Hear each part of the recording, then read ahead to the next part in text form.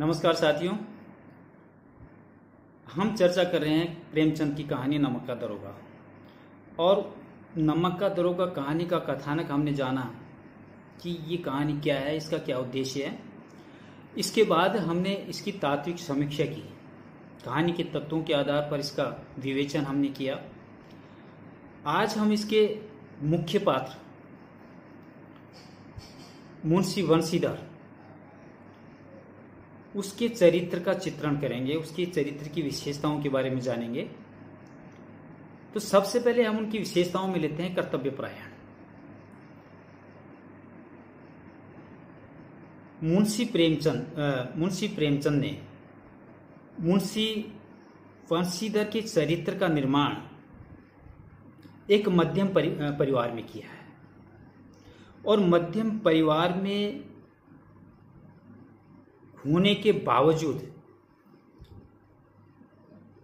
जब अपनी मेहनत के बलबूते पर एक ओहदे को प्राप्त करते हैं, नमक के दरोगा के पद को प्राप्त करते हैं, तो उस पद को प्राप्त करने के बाद वो अडिग होकर के, निडर होकर के, साहसी होकर के अपने पद की गरिमा के अनुकूल कार्य करते हैं।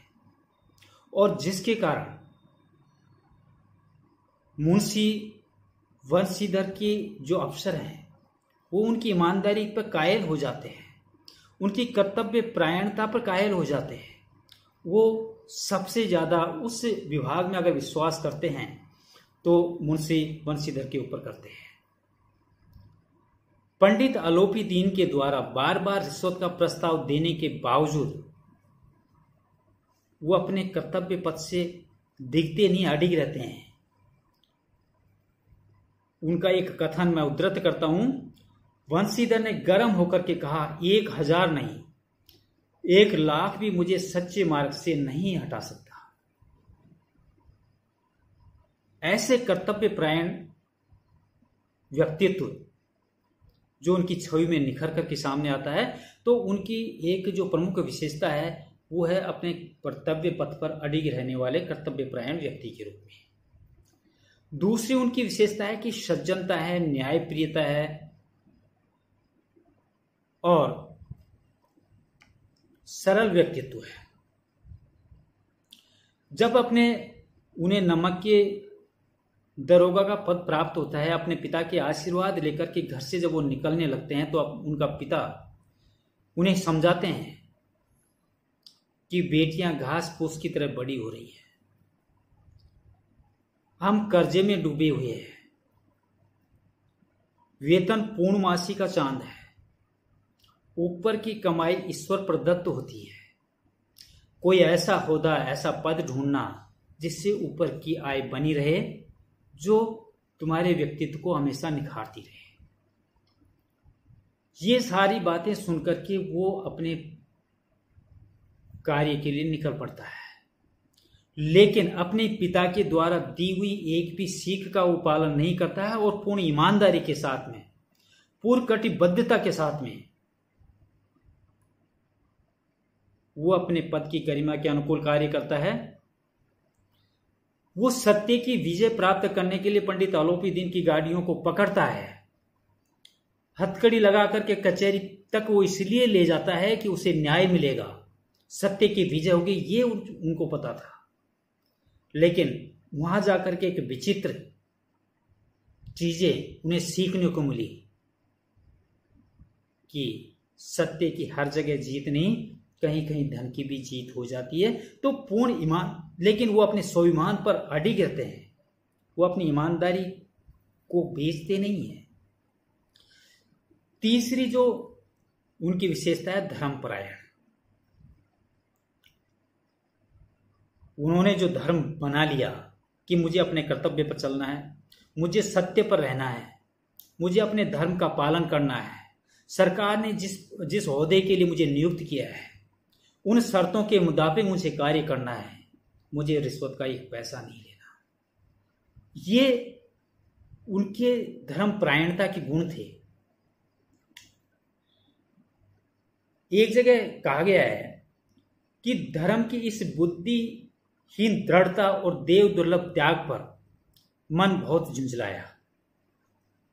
अब दोनों शक्तियों में संग्राम होने लगा, धन में और सत्य में। धन ने उछल उछल कर आक्रमण करना शुरू किए।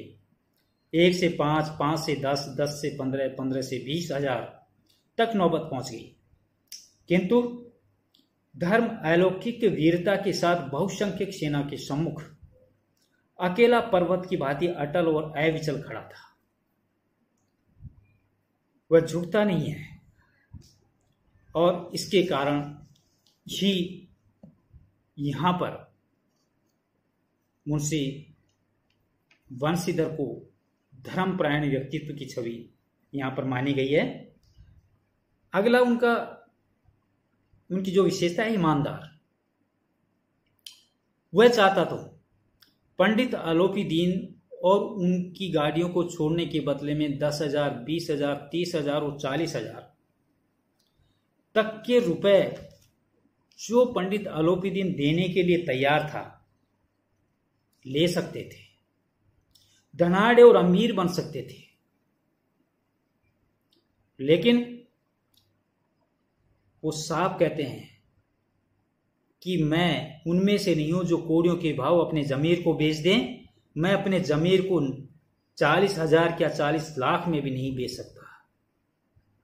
और अंत में पंडित अलोपीदीन को झुकना पड़ता है, उन्हें गिरफ्तार होना पड़ता है।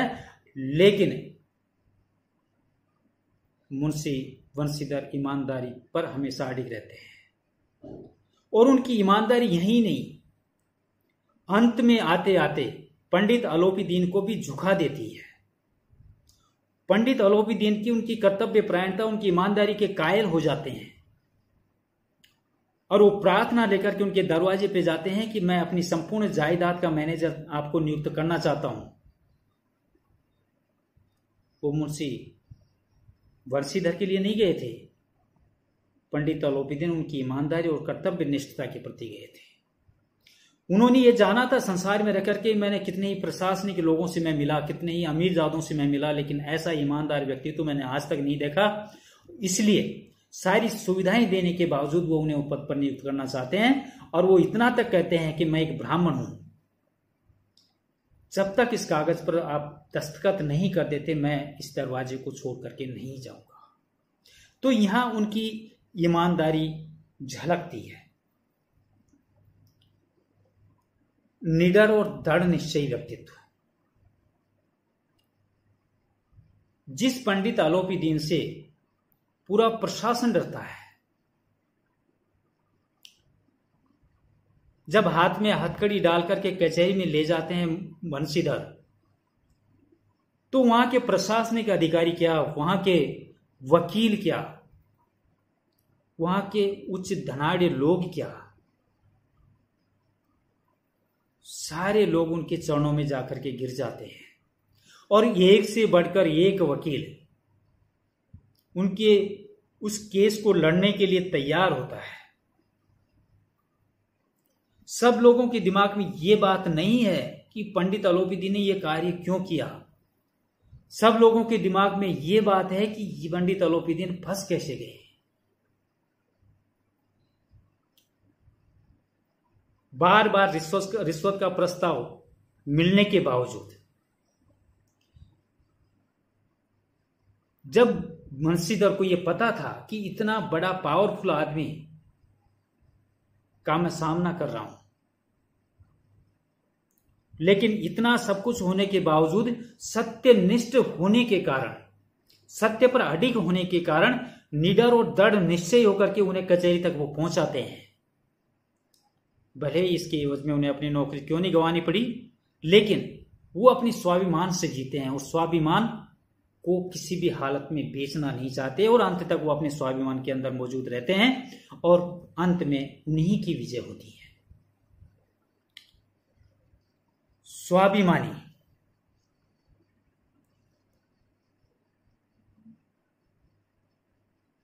मुंशी बंशीधर का स्वभाव। जब सेठ अलोपीदीन मुंशी बंशीधर के घर जाते हैं उन्हें अपनी संपूर्ण जायदाद का मैनेजर बनने का प्रस्ताव लेकर के, और जैसे ही वो बंशीधर सेठ अलोपीदीन को देखते हैं, उनके मन में ये सवाल उठता है कि उन्हें लज्जित करने के लिए आए हैं। उनका स्वाभिमान जागृत रहता है, वो उनके सामने झुकते नहीं है जब तक उन्हें हकीकत इस बात का पता नहीं चल जाए कि आखिर वो आए क्यों है। वो झुकते नहीं है। बंशीधर ने अलोपीदीन को आते देखा तो उठकर सत्कार किया, किंतु स्वाभिमान सहित। समझ गए कि यह महाशय उसे लज्जित करने और जलाने आए हैं।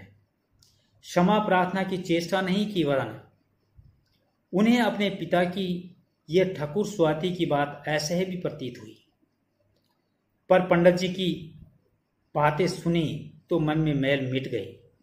पंडित जी की ओर उड़ती हुई दृष्टि से देखा, सद्भाव झलक रहा था। गुरु ने अब लज्जा के सामने सिर झुका लिया था। शर्माते हुए बोले, यह आपकी उदारता है जो ऐसा कहते हैं। मुझसे जो कुछ अविनय हुई उसे क्षमा कीजिए। मैं धर्म की बेड़ी में जकड़ा हुआ था, नहीं तो वैसे मैं आपका दास हूं। जो आज्ञा होगी वह मेरे सिर माथे पर होगी।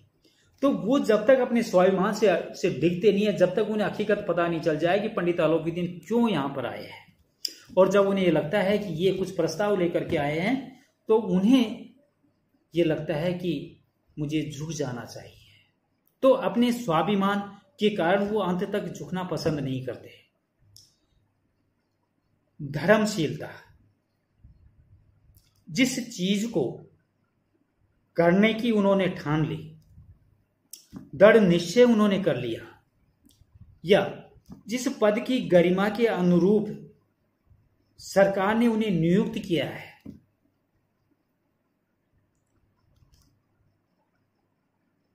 उस पद की गरिमा को बनाए रखने के धर्म के अनुकूल कार्य करना उनका स्वभाव था।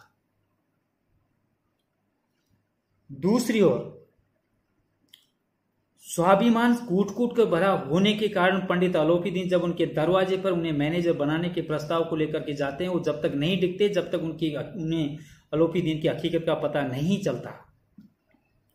लेकिन जब हकीकत का उन्हें पता चलता है तो फिर वो उस धर्म के अनुकूल फिर हो जाते हैं, जिससे पंडित अलोपीदीन जिस पद का प्रस्ताव वो लेकर के जाते हैं और उन्हें मान लेते हैं, उस पद को प्राप्त करने के बाद में उस पद के धर्म के अनुकूल अपने आप को प्रस्तुत करने के लिए वो बाध्य हो जाते हैं। मुंशी प्रेमचंद ने उस कागज को पढ़ा तो कृतज्ञता से आंखों में आंसू आए। पंडित अलोपीदीन ने उनको अपनी सारी जायदाद का स्थायी मैनेजर नियुक्त किया था। 6000 वार्षिक वेतन के अतिरिक्त रोजाना खर्च अलग, सवारी के लिए घोड़ा, रहने के लिए बंगला, नौकर चाकर मुक्त। कंपित स्वर से बोले, पंडित जी,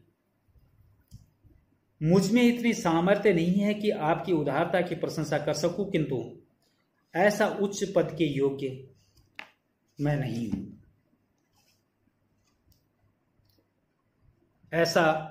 ऐसे धर्मपरायण का व्यक्तित्व है मुंशी बंशीधर। इनकी अंतिम और एक और विशेषता उभर करके आती है, संवेदनशील हृदय। घर से जब नमक के पद के दरोगे के पद के लिए वो निकलते हैं, अपने पिता की बात को बड़ी शांति से, संजीदगी से सुनते हैं, लेकिन अमल में नहीं लाते।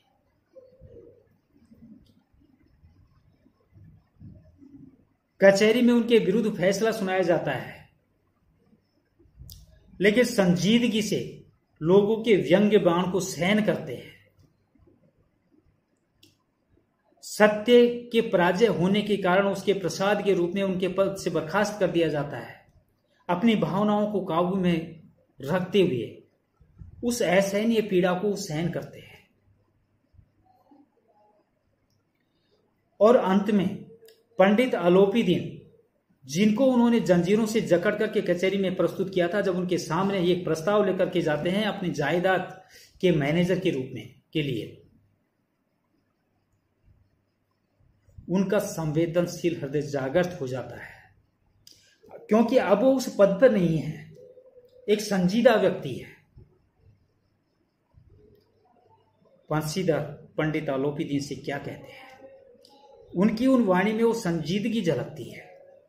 बंशीधर ने गंभीर भाव से कहा, मैं तो आपका दास हूं, आप जैसे कीर्तिमान सज्जन पुरुष की सेवा करना मेरे लिए सौभाग्य की बात है, किंतु मुझ में न विद्या है न बुद्धि है, न वह स्वभाव जो इन त्रुटियों की पूर्ति कर देता है। ऐसे महान कार्य के लिए एक बड़े मर्मज्ञ और अनुभवी मनुष्य की जरूरत है। उन्हें ग्लानि होती है कि मैंने जिस व्यक्ति को जंजीरों में जकड़ करके कचहरी तक मैंने पहुंचाया, वो व्यक्ति आज मुझे अपनी संपूर्ण जायदाद के मैनेजर बनाने के लिए आमादा है। वो अपने आप में ग्लानि महसूस करता है, उसका संवेदनशील हृदय उसे झकझोरता है और वो पंडित अलोपी दीन द्वारा दिए हुए इस प्रस्ताव को मानने पर मजबूर हो जाता है। दोस्तों, ये 8 विशेषताएं मुंशी वंशीधर के चरित्र की निकल करके आती हैं। ये वो चरित्र है जिस चरित्र ने संपूर्ण कहानी को जिया, संपूर्ण कहानी के उतार चढ़ावों के अंदर अपने आप को ढाला। कभी सत्य पर धन की जीत, तो कभी धन पर सत्य की जीत। ये सारी स्थिति परिस्थिति वातावरण के अनुसार पनपी और इस चरित्र ने उन सबको जिया। अब मैं अपनी वाणी को यहीं विराम देता हूं। नमस्कार, बाय।